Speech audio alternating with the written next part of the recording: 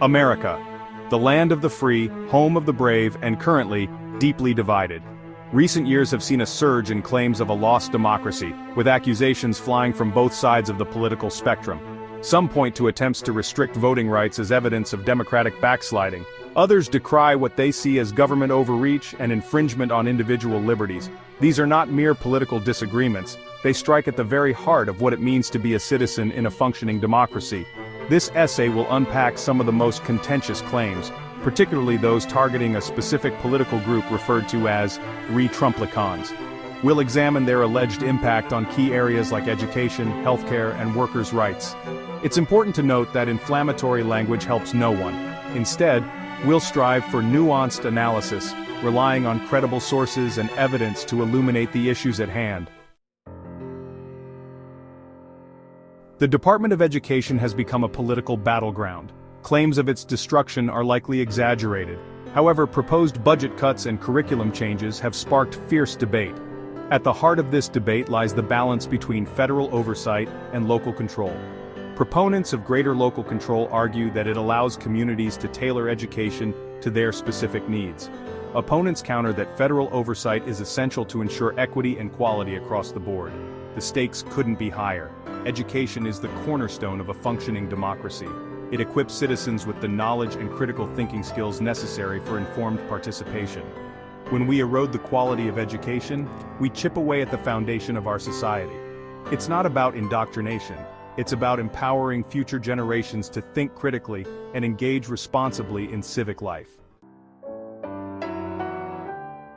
Few issues are as emotionally charged as healthcare and reproductive rights.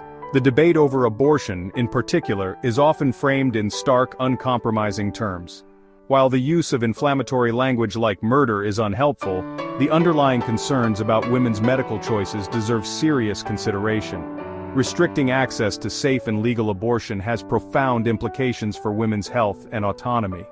Beyond abortion, the very structure of the American healthcare system remains a point of contention. The Affordable Care Act, while credited with expanding coverage to millions, has faced repeated attempts at repeal. The potential consequences of dismantling the ACA, particularly for those with pre-existing conditions, are significant.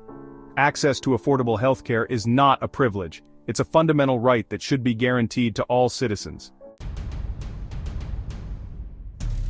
Wages and rights, seeking economic security in uncertain times. In an era of growing economic inequality, the fight for workers' rights takes on heightened urgency. Claims of efforts to block wage rights warrant careful scrutiny.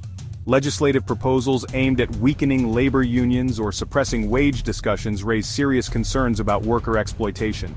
The ability to organize, collectively bargain, and earn a living wage are not radical demands, they are the cornerstones of a fair and just society.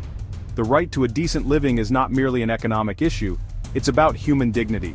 When workers are denied fair wages and the ability to advocate for their rights, it undermines the very fabric of our social contract.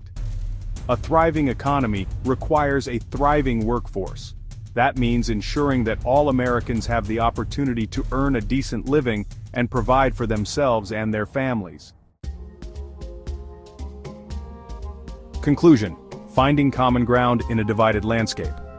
Navigating the current political landscape can feel like navigating a minefield.